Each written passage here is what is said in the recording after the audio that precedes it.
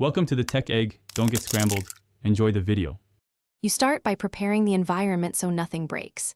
Back up your world now, because once you add maps or mods, rollbacks are harder. Next, install the Fabric or Forge loader that matches your Minecraft version. This allows data packs and mods to run. Once installed, add Fabric API or the matching mod API. Then download the Squid Game map, resource pack, and any data packs. Make sure file names and versions match. Mismatches are the most common source of errors. Once done, put the downloaded map into your saves folder and the resource pack into resource packs.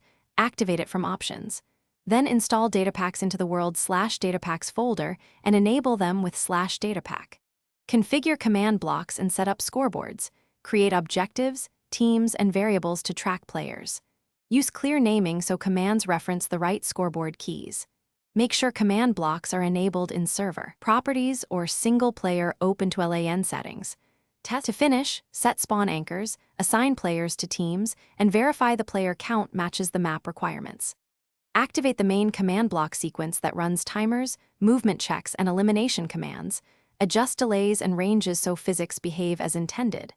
Once configured, start a dry run with bots or one tester.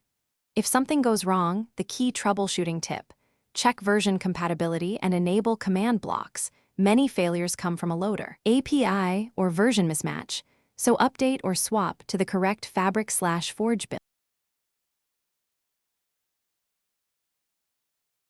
Thanks for watching. Consider subscribing if I helped unscramble your problems.